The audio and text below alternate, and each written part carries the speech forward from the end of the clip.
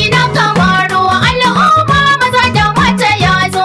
Kamaru Shayi na Kamaru akwai daɗi al'umma ku zo ga dama. Ni wani irin jaraban sha'i ne wannan? Duk mazajen mu ka mallake su da wannan sha'i. To wannan shayi nawa ba asiri bane ba kuma tsafi bane. Kin ga sirrin? Kamaruti.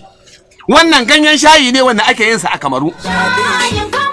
Baba wallahi mai gidana ne ya koro ni. Akan me to? Saboda ya ce ban iya dafa shayi ba. Wannan shine ingantaccen ganyen shayin da zaki amfani da shi ki ja hankalin mijinki, ki ja hankalin abokanan zamanki. Wannan shine ganyen shayin Kamaru, Kamarunti. Shine ingantaccen ganyen shayi wanda yake dauke da sinadaran ƙara lafiya da kuzari. Baba ni ba abin da nake so a duniya illa shayin Kamaru. Kaga shi? Ka ce irin shayin nan take ma in kana ya kai gama an wanke hammata tsararo. Madalla baba. Tuni kuma in kayi shayi da wannan zaka samu kwanciyar hankali, zaka samu nutsuwa. Baba, kaji abin da yasa na koro ta. Ai na gaya miki, matakar garin Allah zai waye ba za ki mai shayi da shayin Kamaru ba. Billahi lazi zaman ki a gidan nan ya kare. To kwantar da hankalinka. Ba dai dan wannan da ake wannan shige da fita ba? Eh. To kaga baba na bane yace ni ma in je in shayi saboda a samu kwanciyar hankali a gidana. Baban da kine baki wannan? Ƙwarai kuwa. A'a. Kin ga dan karimi irin wannan?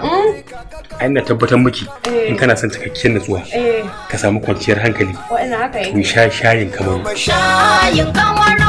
Ai ni duk lokacin da na zo nan gurin na sha kofi ɗaya na wannan ganyen shayin ti Kamaru babu wani abu da yake damuna. ai wannan ganyen shayin shine sirrin Kamaru ti shine ake sha, shi yasa kuma duk lokacin da zaka zo nan ka sha shi zaka ji jikinka ya samu karfi. Ka sha shayin Kamaru ka samu nutsuwa. Shayin Kamaru. Can kasar Kamaru garin Dawara ake noma shayi dan Kamaru. Shayi na Kamaru al'umma maza da mata ya zo. Kamaru Shayi na